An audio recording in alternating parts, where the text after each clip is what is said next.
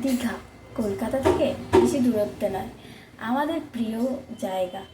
মন ভালো থাকুক, মন খারাপ থাকুক, একটাই ঠিকানা, দীঘা। দীঘায় মাঝে মধ্যেই চলে যাই, আজও চলে এসেছি। এত সুন্দর ওয়েদার, এত সুন্দর ওয়েদার, আর সমুদ্রের ধারে বসে এই উত্তাল সমুদ্র দেখতে কার না ভালো লাগে? আমার তো ভালো লাগে, আশা করি তোমাদেরও ভালো লাগবে।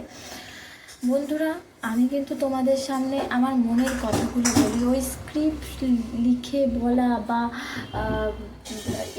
যেটা বাস্তব আমি সেটা তুলে ধরি, আর হচ্ছে যেইটা আমার মনে আসে সেইটাই আমি তোমাদের সাথে কথা বলি। ওই সাজিয়ে গুছিয়ে কথা বলতে আমি কোনো দিনই পারি না, আর হয়তো ভবিষ্যতেও বলতে পারবো না। তাই হয়তো আমার ভিডিওতে হয়তো ভিউজ বেশি আসে না, কম আসে, আসুক, সমস্যা নেই।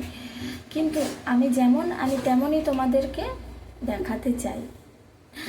একটু বেশি এই সাজিয়ে গুছিয়ে দেখাবো এমনটা নয়, আমি যেরকম সেরকমই তোমরা দেখে যদি ভালোবাসা দাও তো দিও, না ভালোবাসা দিলে আমার কিচ্ছু করার নেই, আমি তো তেমনই থাকবো। বলো, আমি যেমন আমি তেমনই।